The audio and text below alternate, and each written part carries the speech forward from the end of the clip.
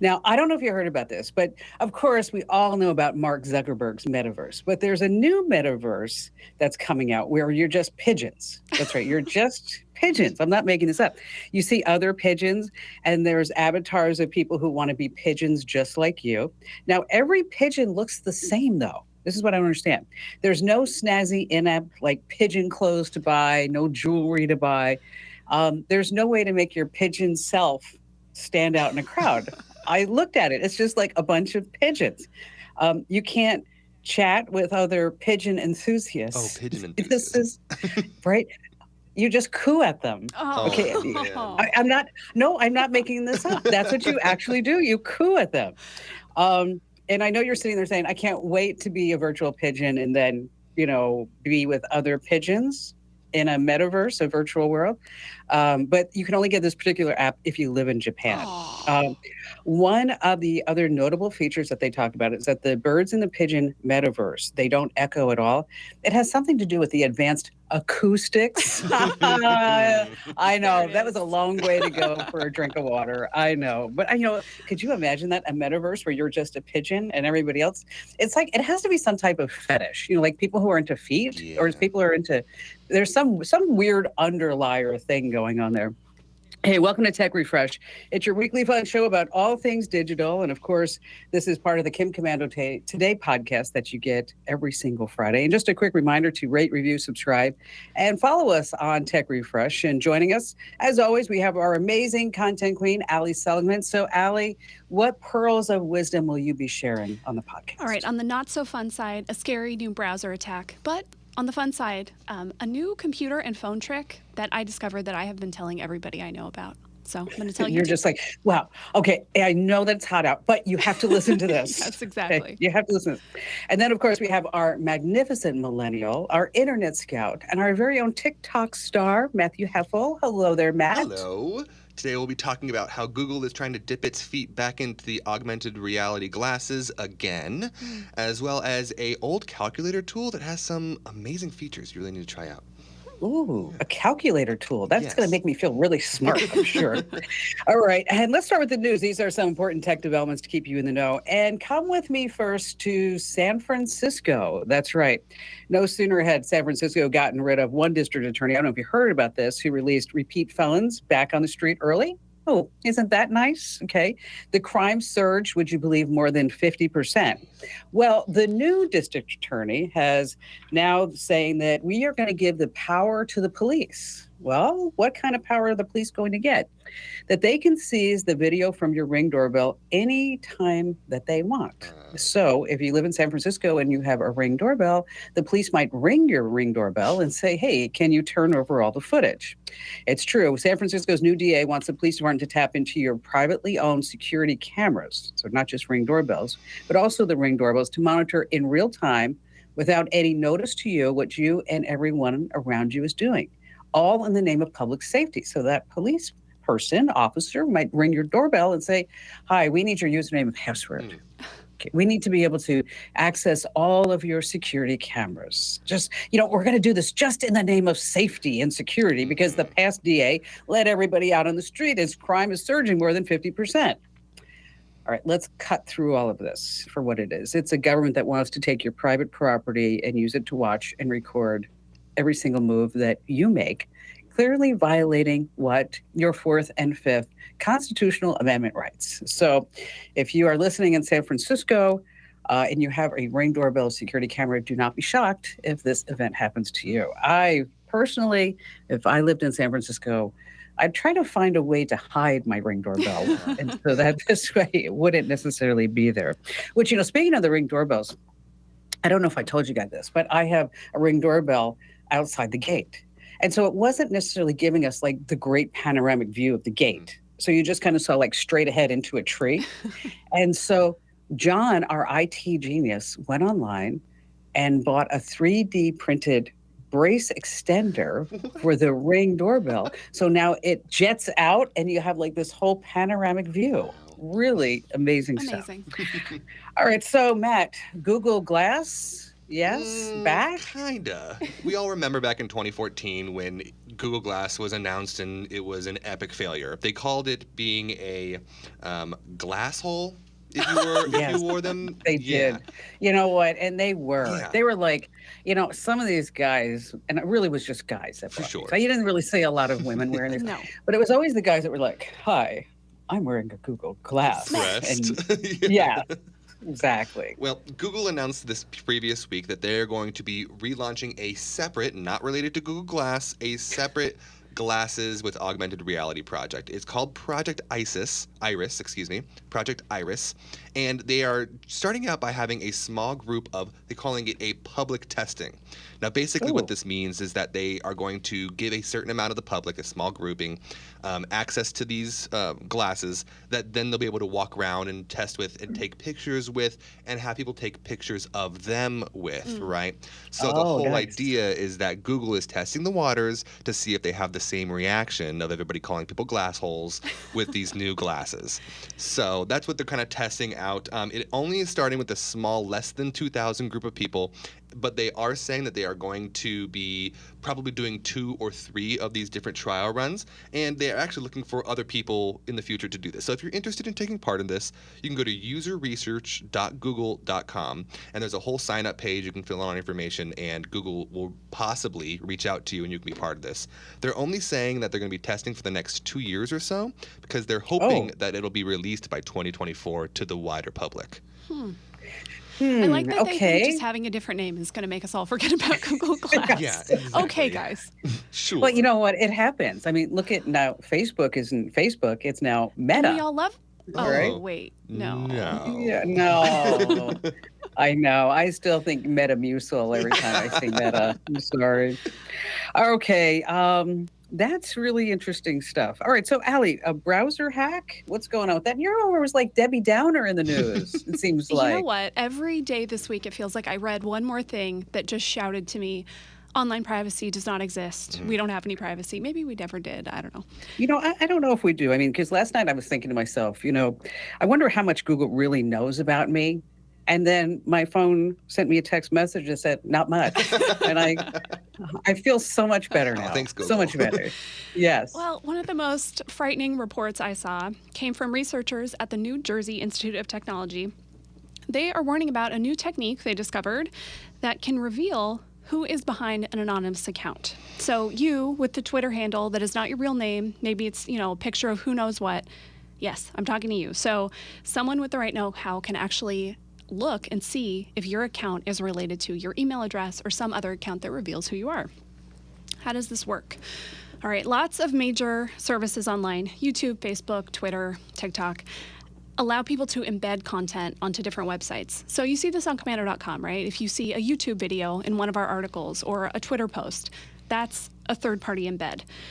And most of us stay logged into sites like that, right? You don't go to YouTube, log in, watch a video, and log out. You just stay logged in. Right. Well, that's what this attack relies on. So the hacker creates a site, and of course, they find a way to get you to it. They send it to you or, whatever, basic phishing. They embed content on it. We'll say it's a Google Drive file. And then they cross-reference a list of users to see who has access to the file now and what email is related to it. So they reveal your identity. Oh, tricky. Honestly, you don't really even need to understand all the technical details of this. It just boils down to, it's really not that hard to reveal accounts that you think are anonymous based on what else you do in your browser. This takes seconds to do. You wouldn't even know that it happened. It affects all the browsers, even Tor, which is the anonymous Supposed to be, yes, anonymous. Yeah, the anonymous browser. So these researchers, they're doing a big presentation at a security conference next month. They said they've reached out to all the browser creators to say, this is a huge deal. You need to do something about it. Right now, in the meantime, they actually created a browser extension for Chrome and Firefox that can stop this. We'll put the links up on Komando.com. But, this isn't the only anonymous sleuthing that we need to talk about. Kim, a little birdie told me you were looking into IP addresses. Oh, yeah. I was, because, I read every single email that gets sent to Indeed. me, through the website. And so if you ever go to Komando.com and in the top right-hand corner, there's a link that says email Kim, guess what? You are going to be emailing me, Kim, okay? No assistance. no interns, no plebes, nothing. Okay, you are going to be getting me. And so I get this email, and I don't have it in front of me. Do you have it in front of you, Allie? I can find it real quick. I sure can. Yes. Yeah. And so, because I forwarded to Allie, because every time I get, if there's like something wrong with an article, there's something wrong with a post, and like there was a father from Chicago who sent me a nice note that said it was supposed to be like not instead of hot, now in a headline, it's supposed to be how. And so I do like to get all your notes.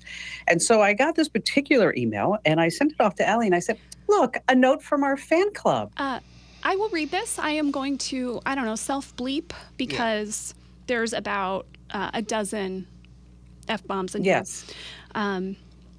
Your website is blank garbage. I click an article, lets me get a paragraph in before a blank ad pops up. The article disappears. Nice. Yeah. It ends with kill yourself, which is really Nice. uncalled Nice. for. How sweet. Yes. So I sat there, I thought, wow, what a great note to get. Happy Sunday to me. Yes, it's just fabulous. We put all this stuff out there for free. But and then I thought, what kind of person is it that would take the time to fill out a form, because you had to fill out a form, in order to send some hate mail because he didn't like a headline or he didn't like a story. And I do know it's a he. So you might be wondering, like, how does Kim Komando know it's a he? Well, when you submit a form on just about every website, it tracks your IP number. And so I got his IP number, and I was like, I wonder where he lives. So I put his IP number into a special search site. And then lo and behold, I find out that his carrier is Cox. And then I find out that his name is either Ruben or Steve. It was like, I'm one of 5 people. And I was so tempted to write Ruben. And then I thought, you know what, I'm not going to waste my time anymore. But it was just like, I was just wondering, like, I wonder who this person is. And so just keep that in mind too, that whenever you fill out a form on a website, they're going to track your IP number. And even though you think you're anonymous by using all the F-bombs and really impressing us with probably you went to Yale or Harvard, I'm sure, that your extreme intellect, that, we can probably find out who you are. So you want to be really, really careful with that. All right. Before we go further into the podcast, I don't know if you guys have heard the story about, this is a crazy story. It's a viral post about a snake. Have you heard about this? Okay. It's a snake that's called the black mamba's snake, a black mamba snake. Okay. They can grow to be 14 feet long. Okay. It slithers at 12.5 miles per hour. No, okay. All right. They have fangs that are 1/4 of an inch long. Okay. This is a massive snake. Okay. If you get bit, just 2 drops of its venom is enough to kill a fully grown human being. Okay. Well, a family was sitting on their couch. Oh, no. The snake slithers into their home, and the snake is known to get spooked by sudden movements of the threat, and that will cause it to strike several times. So the family is sitting on the couch with their legs up on the couch, and this snake is slithering across their living room, goes into the master bedroom. Okay. Now, keep in mind, this is a very venomous 14-foot long snake. Okay. It goes into the bedroom, as I mentioned, and the father gets off the couch and looks for the snake. What? Okay. The mother gets off the couch and looks for the snake, and then they see something hanging out of the dresser. It was part of the snake. Okay. Part of the snake? Yes. And so what they did is they called a professional snake catcher. Sure. This did not happen, thankfully, here in the United States. It happened in South Africa. Oh my gosh. So a good reason why we should never move to South Africa, because of what are they called again? The black mamba's snakes. That's right. All right, just a quick reminder, this is not the Kim Komando Show podcast. Thank goodness for that. This is called Tech Refresh. And in case you want to get the 3-hour weekend show that I've been doing for so many years, you can find it on over 430 stations. You can get it as a podcast by heading over to getkim.com. And then you can sign up. You get a 30-day free trial. After that, it's just a few bucks a month. If you're on Apple, you can also sign up there. All right, coming up in just a few moments, how you can tell if somebody put a secret keylogger on your phone. And then Matt has a great tip about a site that I thought was long gone, but suddenly it's back. Allie is going to amaze us with widgets. And of course, we have a fun joke at the end, and you got more of me, Allie and Ben, me, Allie and Matt. Sorry about that. So stay right where you are. Where did that come from? Jeremy started it. Jeremy said it earlier. Jeremy. Yeah. We'll just call you Ben. Yes. From Let's now call on. Jeremy Ben. Yeah. Yes, that's it. Okay, everybody, everybody should be Ben.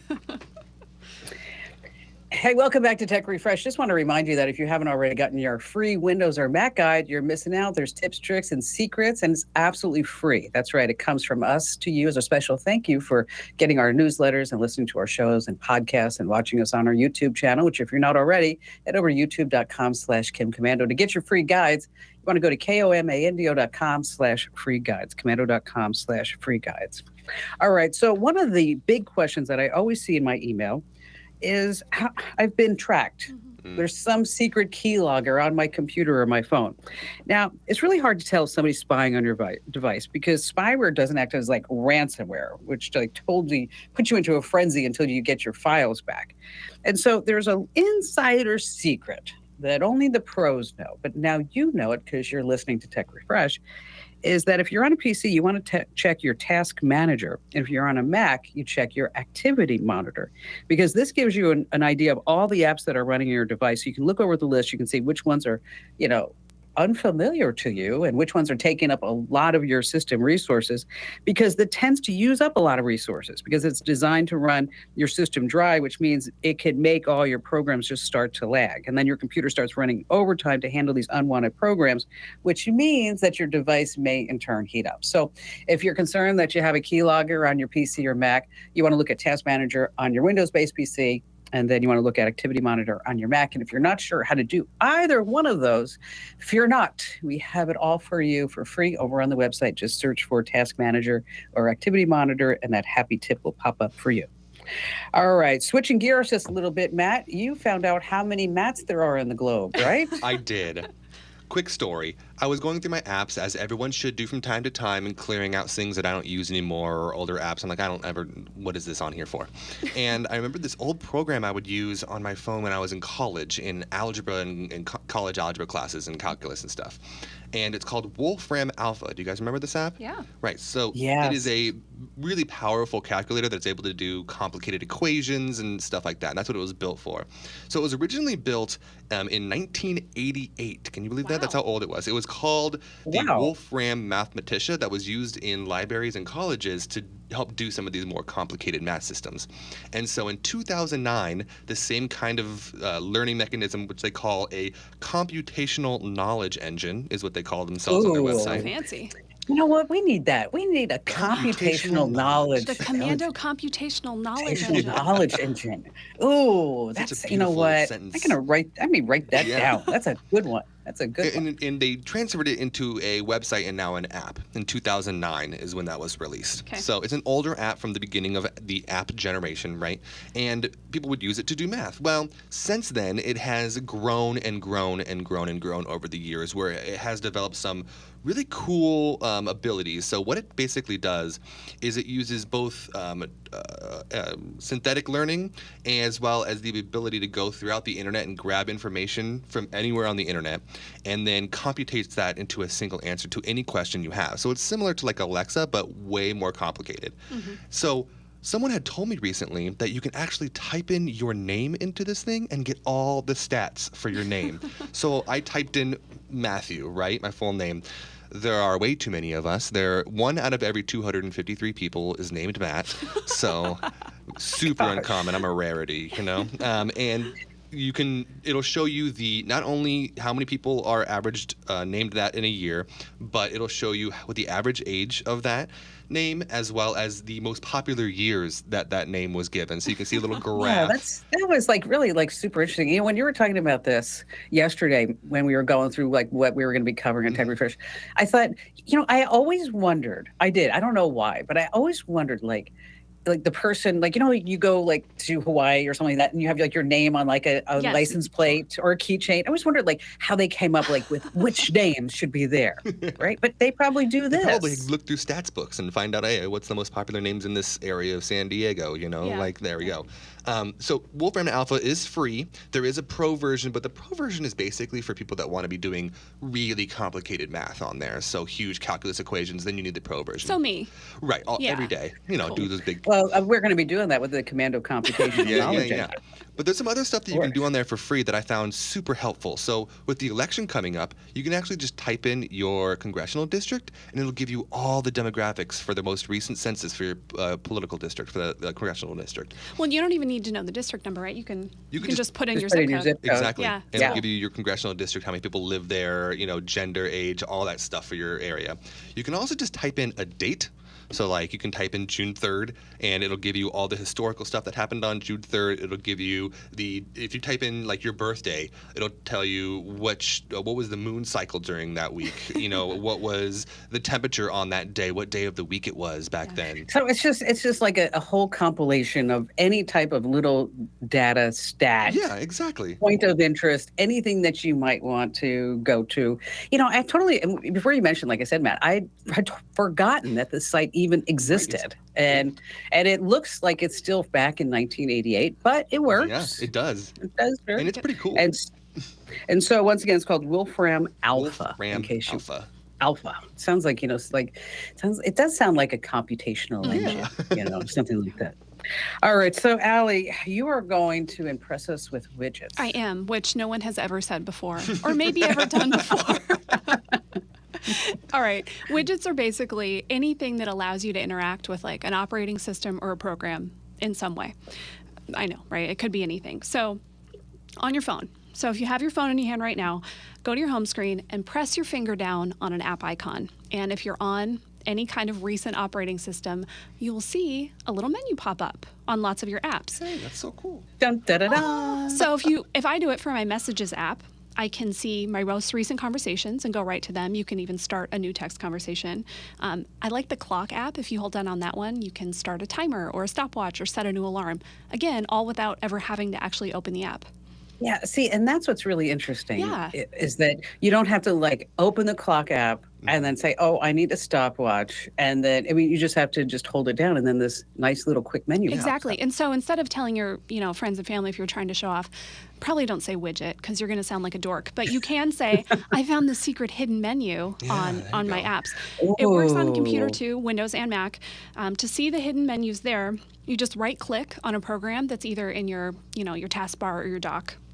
So a browser will give you a few options. You can open a new window that way. You can open a new incognito window. On Windows, you can even see all the tabs you closed recently. You can also see your most visited websites. With Word and programs like that, you can see your most recent documents. So it's really handy stuff. Give it a try with the apps you use the most, and I bet you're going to find some shortcuts. You know what? It is. That's a little great thing. But I think we should tell people to say that they found a widget. Because people will be like, what? And because then it'd be like, it's better than saying I found a secret menu. Because then people's like, oh, well, you're probably reading The Sun or something like that. Yeah. But if you say like, I found an interesting widget on my phone, it'd be like. You did sound pretty kind of smart. like, Yeah. yeah, it's like increases your cred just a little bit there. All right, if you like these quick tips, make sure that you get our Daily Tech Update podcast, 60 seconds every single day, hot news story, and a great little how-to tip that you're going to use time and time again. And so wherever you get your podcast, just search for Komando with a K, of course. All right, stay right where you are. Coming up, we have our crypto princess joining us as Allie changes hats. And then Matt, our dedicated internet scout, is going to be talking about how being an influencer has totally changed. And then, of course, we have trivia, and I'm on board with a great joke at the end. Ooh, you want to give it a ranking? Yeah, how much out of 10? Oh, yeah. I think it's a solid 6. Okay. Maybe 7. Okay, it's not the best joke, but I think you'll laugh. They can't be the best joke every week. No. Come on. Let's be No, honest. because it's tough. It's tough. So stay right where you are. Hey, welcome back to Tech Refresh. It's your weekly fun podcast about everything digital. So just a quick reminder that if you're not already getting our newsletters, Matt would definitely like you to do that because, well, he puts them together every single day. And he wants to make sure that everybody looks at them aside from me and his mother and Allie, of course. So you can get Windows newsletters, Android, Apple, you name it, very specific newsletters. Just head over to komando.com/subscribe and you'll get these little nuggets every single day. Komando.com/subscribe. All right. So, Allie, you are also our crypto princess. And what's going on in crypto land aside from everybody just freaking out and people losing money and wondering? I mean, I was at a meeting with an advertising agency and I was sitting next to this guy and he looks at me and goes, "So, I'm just wondering, do you still have your money in Coinbase?" And I looked at him and said, "Absolutely not. Absolutely not." And he's like, "Why?" I said, "I don't know. I got it all on MetaMask. And so just saying now I've got my, my wallet right with me and I'm not going to depend upon any exchange." And he's like, "Dang, I'm glad I sat next to you. I'm going to do that now." I'm like, "Okay." Well, good. You gave him some very good there you advice. Yeah. Yes. Yeah, things are not pretty in the crypto world right now. And this story is no exception. Three Arrows Capital. Sounds very fancy. It was one of the biggest crypto hedge funds. At its peak, it was managing $10 billion in funds. You can see where this is going, right? Yeah. Yes. Well, now the company is in bankruptcy proceedings. The two founders are nowhere to be found. They're just gone. Maybe they're hanging out with the crypto queen. Yes. It was on the FBI most wanted Yeah. list, right? But she's got all this money, and these guys owe $3.5 billion to 27 different companies. Wow. Oh, So my how did things gosh. go so badly for Three Arrows? $10 billion to this. So there's a bankruptcy filing that's floating around that was created by court-appointed liquidators. Never a good phrase. The filing says, this made me laugh, this is a quote, "Matters appear to have gone wrong." Clearly. In April or May, Three Arrows put somewhere between $200 million and $600 million into the Luna cryptocurrency, which if you've been listening for long, you know that Luna crashed and basically went to zero. Gosh, they put that much money into Luna? They sure did, yeah. Not long after that, their lenders came calling, said, "Hey, we want our investments back." And they could not Knock, pay knock. back. So court ordered the liquidation, and here we are. The filing had a couple other good nuggets in it. The two founders did show up for a Zoom meeting with their court-appointed liquidators, but they didn't turn on their cameras and they stayed on mute the whole time. So, Which means they didn't want anybody to see them, to know that they were there, even if it were them. I mean, how would we even know for Exactly, sure, yes. right? It wasn't just the Luna crash that got them into trouble, though. It seems that they didn't really manage all this money very well. They apparently used company funds to put a down payment on a $50 million yacht. And they bought two mansions in Singapore worth $35 million and $21 million each. And wouldn't you know it, the yacht is set to be delivered in Italy sometime in the next couple months. So I guess there we go. We've got an idea of where to look for these guys. You know what? I was just thinking about that Zoom meeting. Zoom has now these avatars, so you can show up as like a cow, potato. or Potato. a potato, whatever. I mean, they could have been like pigs, Yeah. So yeah, so it's not good in crypto land. Definitely Dark times. is. Dark times right Yes. Dark times in the Very crypto dark land. times. How's your monkey doing? Your NFT? now. I don't think about that monkey much these days, Kim. Okay, all right. He's We'll just sitting, move on. He's there. Looking Exists. cute. All right, we'll just move on. All right, so Matt is not only, I don't know, our guy who tells us everything that's going on the internet, because you're our internet scout. Aside from that, you're on our TikTok and all kinds of things, but you're talking about influencers, because influencers, in my day, and I know I'm much older than you, my day we used to just call them prostitutes, but now they're influencers. So what's going on in influencer land? Well, if you ask kids under the age of 20 right now what they want to be when they grow up, you'd probably be surprised to find out that 40% say they want to be YouTubers or online influencers. That's what they strive to be, which is, even when I was younger, that was not a thing. That did not really exist. So, and it used to be that you would, start a YouTube channel and you'd start making content and you can get paid for your videos, and not a lot to get paid for your videos. Right now, YouTube is paying about $3 to $5 depending on the category, because it depends on what category you're registered in YouTube, per 1,000 views, right? So to become a full-time YouTuber doing nothing else but YouTube, you would have to have over 1 million subscribers, and then you'd be barely making over $55,000 a year. So even with 1 million subscribers, you're still not doing super well, you know what I mean? Yeah. So it's kind of changed since the beginning of pandemic. So it used to be that they were able to go on tours or they would go to events and they would get paid to be those things. And COVID changed that completely. So what these YouTubers and influencers have started to do is create their own products. So for example, we all know who Mr. Beast is. He's the big online guy who does all the competitions and such. Well, he created not only his own candy bar that he sells and sells very well. It does really well. I see it all over the internet. But he also had pop-up burger stands all over the United States that I thought was really, really cool. And then there's And side note, Ian told me that the burgers were excellent. Really? Yes. I haven't seen one here in Phoenix, but if there was, I'd probably try to get in line and check it out. As well as there's a couple other channels that are science channels, and basically what they do, like Mark Rober, they either have online classes where they teach people engineering or whatever, or they send out little science boxes where they're meant for kids and they're able to do little science experiments at home. Well, So it's definitely become like a merch type of right, channel. but that's the other thing is that merch has been around for a while and people have been doing merch, but the merch has even evolved. So instead of just doing like, their little logo on the corner, now they're doing whole clothing lines and stuff like that. So, wow. And one of my favorite YouTube channels, they are actually doing a live full festival just for this one YouTube channel, and it's going to be in Texas, and it's like 300,000 people going to this one festival in Texas. So the point is that all these influencers are branching out into their own and creating these larger than what was original businesses involved with their YouTube pages. So you can't really any longer just start a YouTube channel, start talking about, I don't know, video games or whatever you're talking about on your YouTube channel and be, rolling that's your in the job. bucks. Yeah, there you go. Yeah. So you really actually, it's it's like any business, right? You have to evolve. Mm-hmm. I've often thought that we should do something like that. I mean, like where we should do like a live seminar, and it would be like, all of us up there, just being our funny, entertaining selves. And then we would actually bring in like a hacker, like a dark hat hacker. Wouldn't that be fun? Yeah.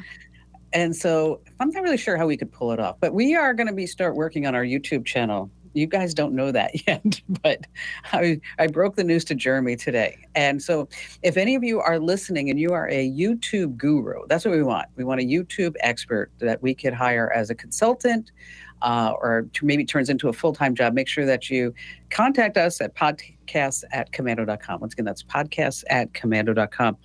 All right, coming up, we have our trivia, and Allie's going to have to stump us all. And then later on is my joke that is extremely funny. Well, maybe not extremely, but I think you'll laugh. So stay right where you are. Hey, welcome back to Tech Refresh. As I like to say, it's your weekly fun podcast about everything digital. And Allie, we have a new ebook out, right? We sure do. It's the Guide to Successful Online Freelancing. So if you have a skill that you think, you know what? People would pay me for this, or you're sick of your job, you just want to make some extra money. This thing is awesome. Really lays out everything you need to know about getting started. If you're a first-time entrepreneur, if you've been doing it forever, there's still a lot of great tips and tricks for you.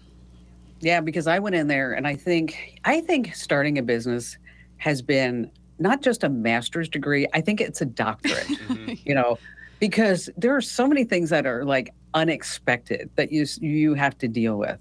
And then, of course, we have, Glassdoor, which I hate Glassdoor. I mean, I just hate it because, like, for example, I mean, if you look at Glassdoor, I am just like the worst person in the entire world. I am just awful. I mean, I especially like the one that somebody wrote that when, of course, this is like pre-pandemic, is that I would stand outside in the parking lot with a clipboard and check off when people were actually arriving and writing their times down.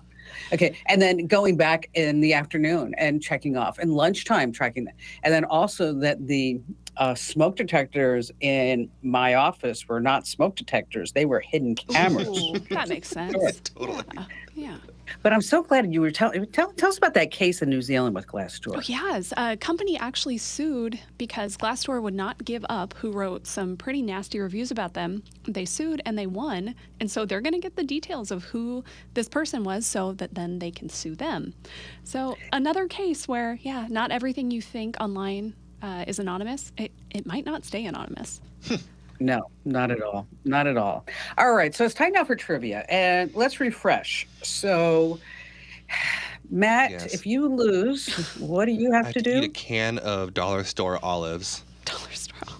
Oh, God. Sounds awful. Yeah. I'm You not. too. That's bad. Okay, how about you, Allie? Well, we didn't decide exactly. Mine was heights. I feel like Matt has to eat some olives. Kim needs to eat some risotto. Mushrooms. And I'm over here trying not to Mushrooms. fall off a mountain or something. Yeah, you get the tightrope across the Golden Gate Bridge or something like that. Now, how would you feel if you stood on the top of the West Star building? Oh, that would be awful. Oh, look at your face. Oh my gosh, that you just totally got petrified just at the thought. I would not like that. Just going up that ladder in the hallway. That's what you have to do. Oh no. Okay. Well, okay. We'll think of something with height. We'll think of okay, something. we'll think of something. Okay. So that said, what's our score now? Is anybody Matt who's got a keeping point score? last time. You don't want And points are bad. Yes. Yeah, points Yeah. are bad. You don't want points. What we Okay. didn't discuss is, if we fool one person and not the other. So do we both get a point? Well, that's a good question. Yeah. Because last time we made the same guess. Well, I think if you lose, you get a point. All right. Yeah, I think that's it. All right. All right, this week, our website, of course, is Komando.com. It's not the only way you can get to our website. Komando.net gets you there, KimKomando.com, and about 30 other things redirect to Komando.com. KimCommandoSucks.com, I think goes there. Amazing. I'm going to try that when we're done. And lots of websites use redirects to make sure people can get there. Sometimes it's typos. Sometimes it's just, a domain that they don't want their competitor to have. Maybe it's a name idea that they had in the past that they never actually used. Amazon, of course, is no exception. Which of these does not redirect to Amazon.com? Not. So 3 do, yeah. 1 does not. Okay. A, awake.com. B, relentless.com. C, browse.com. And D, books.com. Okay, which one does not? Correct. Ooh. Do you want me to go first here, Kim? Yeah, go ahead. I am certain that books.com goes back because Amazon was originally a bookstore. Okay. I feel like, what was the one right before that? I agree with you on the Browse. books too. Browse. I feel like Browse definitely can go back to Amazon. It sounds like something they would do. Okay. Relentless was B. Relentless. Relentless or awake? Those are the two. See, I'm going to guess B, relentless, and I think that it's relentless because I feel like that's a word that I've heard Allie use. So when she was making up this trivia, she might have just been like, "Oh, I use the word relentless." Wow, you're really thinking. You've been spending time on Wolfram Alpha, haven't you? Or that computational knowledge They based call me- engine, they call whatever me that was. computational knowledge engine. Just because he took relentless, I'm going to take away. Okay. Because I agree with the books and the browse. That seems like something that because it seems obvious is probably not, but I'm going to go with it anyway. All right, final answers? Final answer: awake and Yes. relentless. You are both wrong. Oh no! Oh no! Lucky me. All right. Awake, Relentless, and Browse were all names that when Jeff Bezos, his then wife Mackenzie, they were dreaming up, what can we call this thing? They bought all those domain names thinking they might use them. They did not, obviously, but they all still redirect. Books.com does not go Barnes to and Noble? Amazon. It goes to Barnes & Noble. Yeah. Oh, you know what? I thought that. I'm like, but then I thought, oh no, he must have bought it from Barnes and Noble. I think you would. Yeah, I did. Wow. Okay. All right, you know, each have a point. I have 2 points. Okay, so you have 2. I have 1, and Allie, gosh, 0. she's got 0. Oh, no, what's going to happen when you have to eat some I olives? know. I am not. I don't know if you guys noticed, but I stole a technique from Jeff Bezos. What's that? Is that whenever I get an email, if I don't want to write a whole thing about it, is I just put one character when I forward the email, just one character, and it's a question Yeah. mark. Oh yeah. And you know what? That's not my original idea. Jeff Bezos would do that when he was running Amazon. And the people who got those emails, they said like they would just totally freak out because they didn't know if like the question mark meant like your job's done, or what were you thinking, or how come this happened? Just one little question mark. That's As it. someone who gets a lot of those question mark emails, I normally am just like, oh, okay, a thing to deal with. Yes, thank you. I'm glad it's not No. like, oh God, I got the question mark. Oh my gosh. Okay, now, are you ready for a joke? are. We're so ready. Okay. Do you remember the mamba snake? Yeah. Yes. Ooh, you had a lead Okay, how up. could you forget? Yes. Okay, I stuck with the snake theme. Okay. Okay, and it's kind of a long one, and I'll try to just breeze through it. Okay. Are you ready Yes. to laugh ready. tremendously? Kind Yes. of. Okay. That was bad, Matt. Sorry. Can you save it to the Sorry, end? sorry. There was once an island in the middle of the ocean. It looked like a dog bone, two populated ends separated by a long, narrow strip of land with a highway connecting two ends of the island. So you got that in your mind?